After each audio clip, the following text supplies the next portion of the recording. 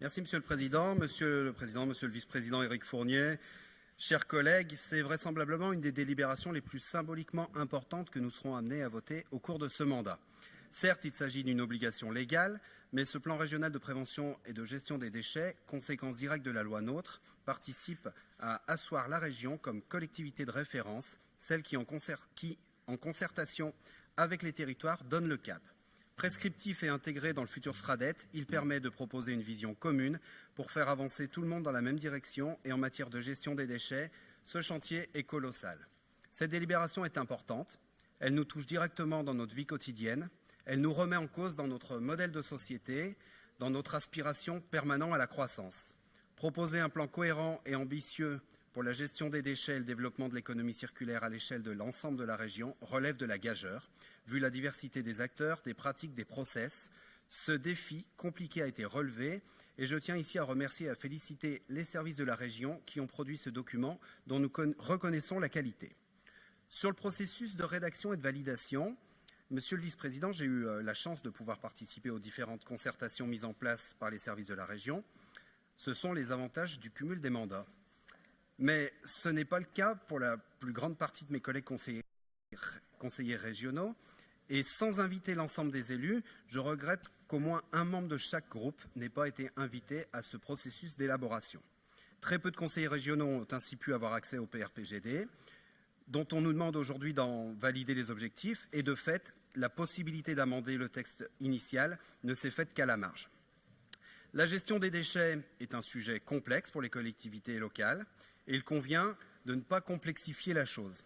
Dans notre grande région, les situations, les solutions de traitement sont bien différentes d'un territoire à l'autre et sont le fruit de l'histoire propre à chacun de ces territoires.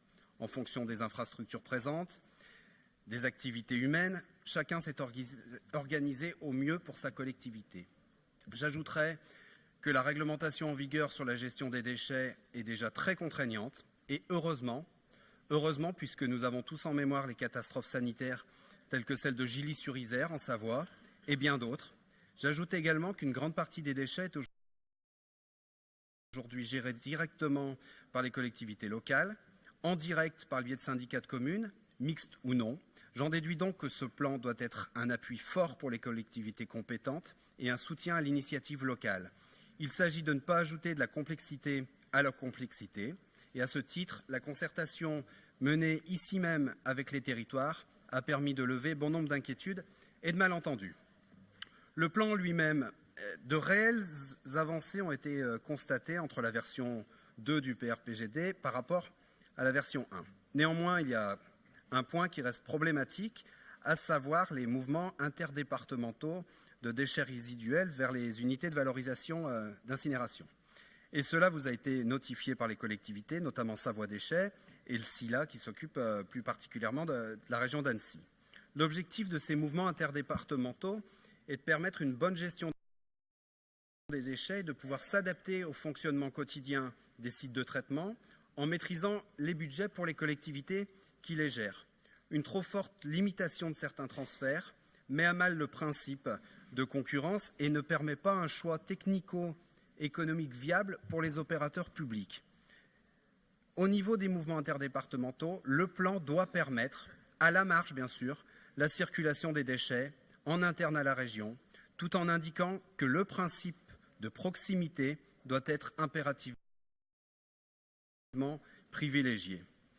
Le PRPGD doit permettre également, et ça c'est le fruit de notre géographie, de notre évolution, doit permettre aux départements limitrophes à la région d'importer une partie de déchets, pas que ce soit inscrit dans le marbre, et que la région puisse exporter une partie aussi. Ça permettra de mettre en place des organisations sur des bassins de vie, et non pas en fonction des limites administratives des départements qui ne correspondent parfois plus à la réalité économique et sociale.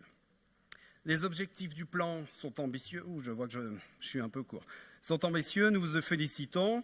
On peut et on devrait toujours faire mieux, mais ce sont des objectifs vraisemblablement atteignables, à condition bien évidemment que le cadre législatif national évolue dans le bon sens. Le consommateur doit être responsable, mais le producteur industriel est aussi responsable.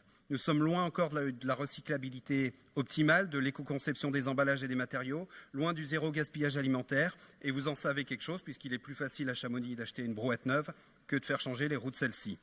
Alors, sans une réglementation contraignante à l'attention des industriels, le combat sera difficile à mener.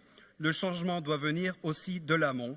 Nous vous poussons, monsieur le vice-président, à faire un lobbying intensif pour aller de l'avant et nous voterons ce plan.